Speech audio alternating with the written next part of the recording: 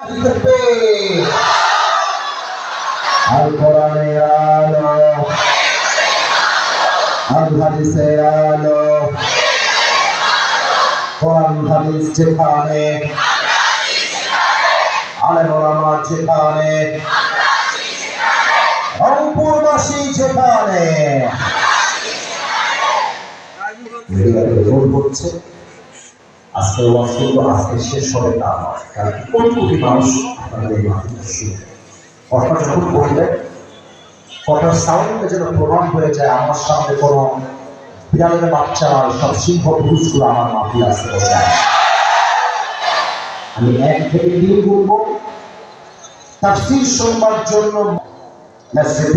আবার বলছি সূরাতুল ইনফিতার। এবার আপনাদের পান সূরাটার নাম কি?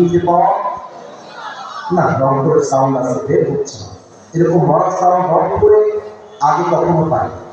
আরেকবার let's ask you the same question again. আবার প্রশ্ন করছি, সূরাটার নাম হচ্ছে সূরাতুল ইনফিতার। বলেন সবাই ইনফিতার। সূরাটা যে পারায় আছে পারাটার নাম হচ্ছে 30 নম্বর পারা। বলেন সবাই কত নম্বর পারা? এই তো আমরা আব্বাজানরা কথা শুরু করেছি। এই সূরার আয়াত সংখ্যা হচ্ছে মোট 19টা। বলেন সবাই কয়টা? এই সূরার রুকু সংখ্যা হচ্ছে। সূরার তাফসীরকে যদি আপনি রিপ্রেজেন্ট করতে চান 5টা বিষয়ে ইউ মাস্ট টক অ্যাবাউট। 5টা বিষয়ে কথা আপনার বলতে হবে। নাম্বার 1,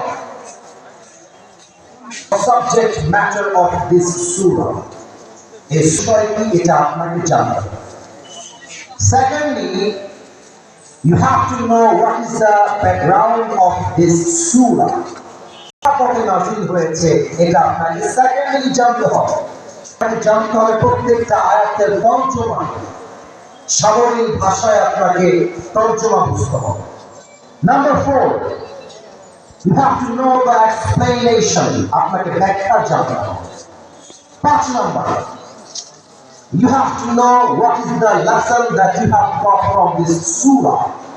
এই ব্যাখ্যা পড়ে এই সূরার ব্যাখ্যা জেনে আপনি কি কি শিক্ষা পেয়েছেন, এই শিক্ষা যদি জানতে পারেন যে কোনো সূরার তাফসীর করা তারপরেই সম্পূর্ণ হবে।